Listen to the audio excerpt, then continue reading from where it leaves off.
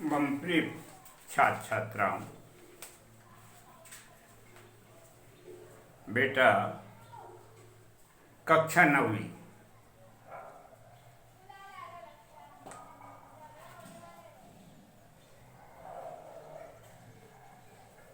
ध्यान दो।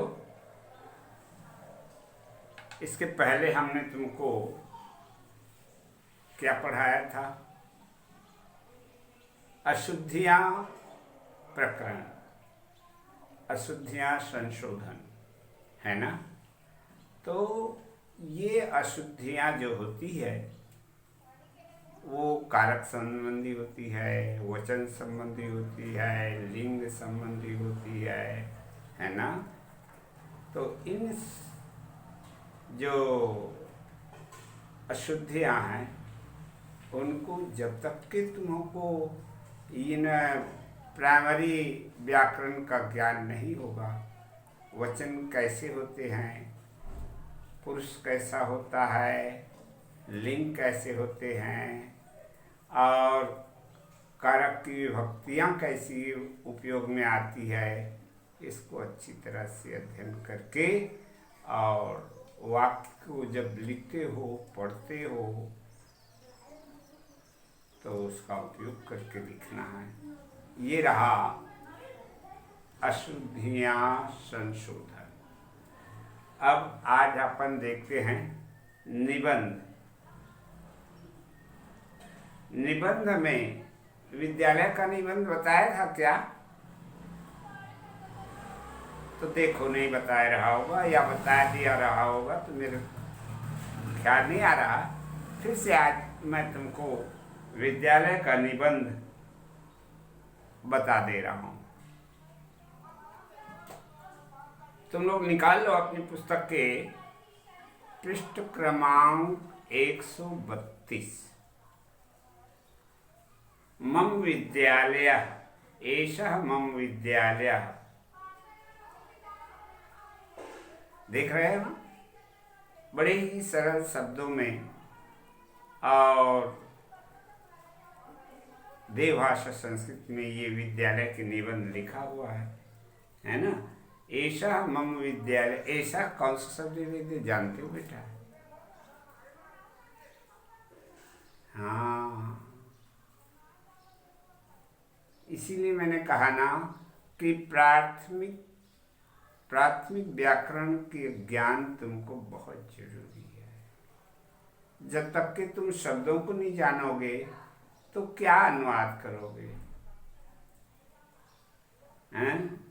ऐसा सर्वनाम है, मम भी सर्वनाम है और विद्यालय जो है ये संज्ञा है। समझ में आया ना? तो इस तरह से कोई भी वाक्य जो लिखा जाता है उसमें क्रिया, कर्ता, कर्म होना जरूरी होता है। यहाँ पर क्रिया नहीं दिया गया है तो इसका मतलब ये नहीं कि ये वाक्य अशुद्ध है। इसमें अस्ति लुप्त है। समझ में आया ना? ऐसा मम विद्यालय अस्ति, यह मेरा घर है, यह मेरा विद्यालय है। ठीक? अयम मम गृहम समीपे वर्तते, यह मेरे घर के नज़दीक में है। अब देख लो, इसमें अयम मम गृहम समीपे, इन शब्दों को ही अच्छे से समझना है तुमको कि ये कौन से शब्द भेद हैं और इसके क्या अनुवाद होंगे। इस तरह से बेटा शब्दकोश को अच्छे बना कर रखना। हाँ, आ जाओ। अयम मम गृहस्य समीपे वर्तते, यह मेरे घर के नजदीक में है, समीपी। ठीक? मम कक्षायाम 45 छात्राः सन्ति, मेरी कक्षा में है ना कितने? 45, 45 छात्रा सन्ति। क्या मेरी कक्षा में 45 छात्र छात्राएं हैं। छात्रा सन्ति। मम विद्यालये एकः प्रधानाचार्यः अस्ति। मेरे विद्यालय में एक प्रधानाचार्य अर्थात प्राचार्य, एक प्राचार्य हैं, प्रधानाचार्य है ना।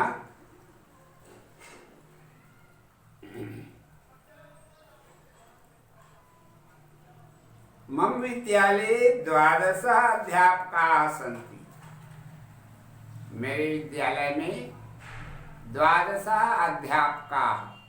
12 किसको कहते जानते हो? 12 12 को कहते हैं। और ये कौन सा भेद है बेटा? 12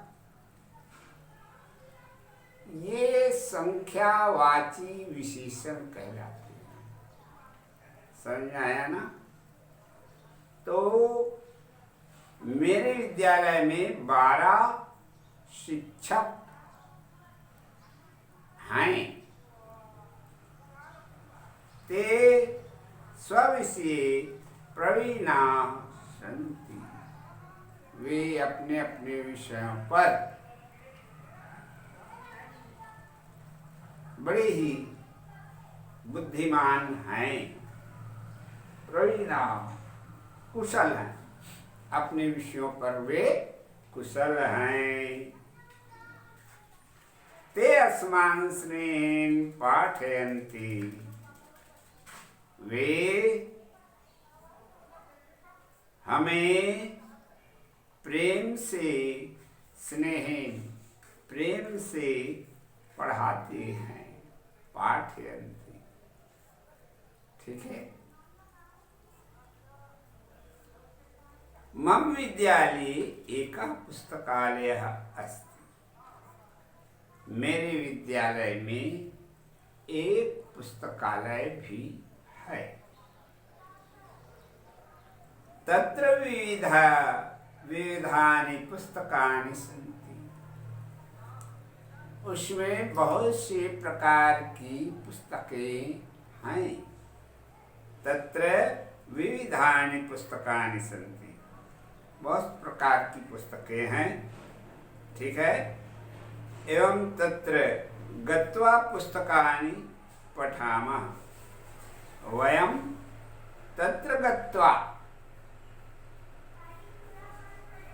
वहाँ हम जाकर पुस्तक पढ़ते हैं। मम विद्यालये एकं मनोहरं उद्यानम् अस्ति। मेरे विद्यालय में एक सुंदर बगीचा है। ये बेटा विद्यालय का निबंध कुल कितनी पंक्तियां देख रहे हो? प्रथमा, द्वितीया, तृतीया, चतुर्था, पंचमा, षष्ठा, सप्तमा, अष्टमा, नवमा, दसमा, एकादशा। इस तरह से इतनी पंक्तियां हैं। और इस निबंध को कॉपी में लिखना बेटा, और लिखने के बाद इसको कंठस्थ। यदि लिख चुके होगे तो कंठस्थ करना, और नहीं लिखे होगे तो पुस्तक में है तो हम पुस्तक से पढ़ लेंगे, ऐसा नहीं कहना। क्या होता है, लिखने से अशुद्धियां दूर होती है और हस्ताक्षर जो है ठीक होता है। इसलिए अक्षर सुधारने, अच्छे से याद करने के लिए ये सब क्रियाएं बहुत जरूरी है। हाँ, लिखने से जो है बहुत कुछ याद हो जाता है। देखो इस अच्छा, इस पाठ को देखो, इस नीचे की पंक्ति को, मम विद्यालये एकम मनोहरम उद्यानम अस्ति। उद्यानम अस्ति है ना, उद्यानम अस्ति में संधि है बेटा, उद्यानम धन अस्ति। समझ में आया ना? तो इस तरह से ये है व्यंजन संधि। कौन सी संधि कहलाएगी? व्यंजन संधि। विद्यानम, जब ये उद्यानम को जब लिखोगे कॉपी में,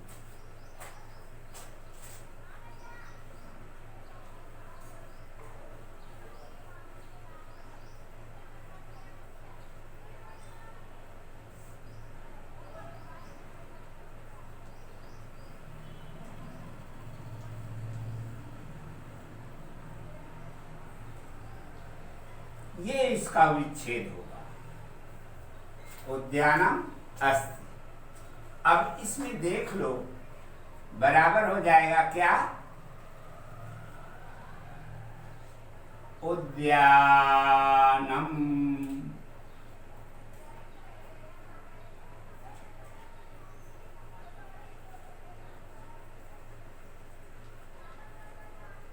ऐसा हो जाएगा, ठीक है? तो इस प्रकार बेटा, ये चूंकि इस प्रथम पद पूर्व पद का अंतिम वर्ण में हलंत लगा है, मैं तुमको समझाया था संधि कैसे पहचानते हैं। तो बस हमारा ध्यान इस प्रथम पद के इस अंतिम वर्ण पर ही जाएगा। यदि उसमें हलंत लगा है या अनुस्वार लगा है तो हम समझ जाएंगे कि ये व्यंजन संधि है। यदि इस प्रथम पद के अंतिम वर्ण में विसर्ग लगा है तो समझ जाएंगे कि ये विसर्ग संधि है, और दोनों नहीं है तो निश्चित जान लो कि वो क्या है, स्वर संधि। संधि के तीन भेद है और इस तरह से जाना जा सकता है। उद्यानम अस्ति, समझ में आया ना? तो ये दो शब्दों से मिलकर के बना है। और इसमें देखो, एकम क्या है बेटा? एकम विशेषण है। हाँ, एकम विशेषण है।